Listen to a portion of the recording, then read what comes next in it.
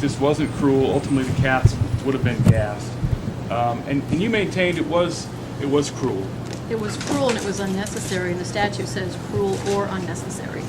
It was unnecessary because he had other options available, like calling the pound or trapping them and turning them over to the pound.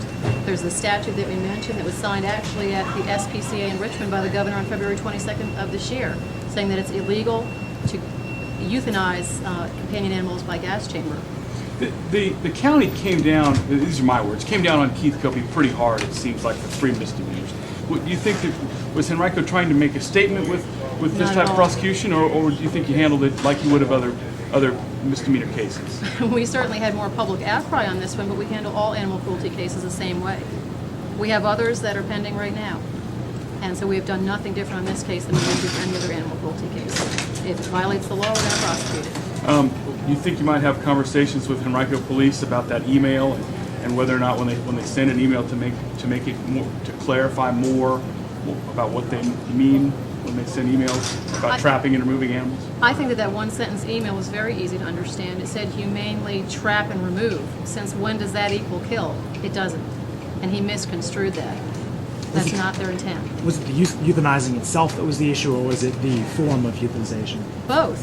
Euthanization is humane killing of an animal, as Robin can tell you. This has been outlawed. It is not, therefore, a humane form of euthanization for cats. So it was unnecessary and inhumane. Any reaction about the sentence? I think the sentence was appropriate. We're satisfied with it. Do you think this sends a message?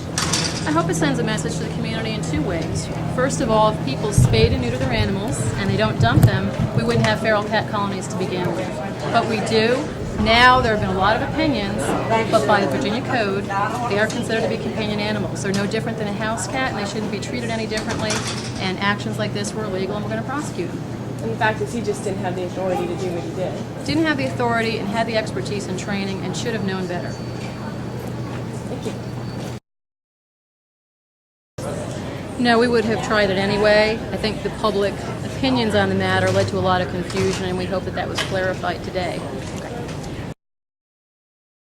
Under the Virginia Code, in Article 3, it defines what a companion animal is. And under that definition, it includes a feral cat as a domestic or companion animal. So it's protected under Virginia state law.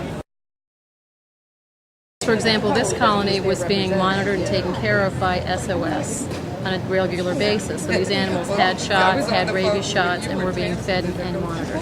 So they were not abandoned. And I'm told by many of these trap, neuter, release organizations that deal with feral cats that oftentimes is the best way to handle them.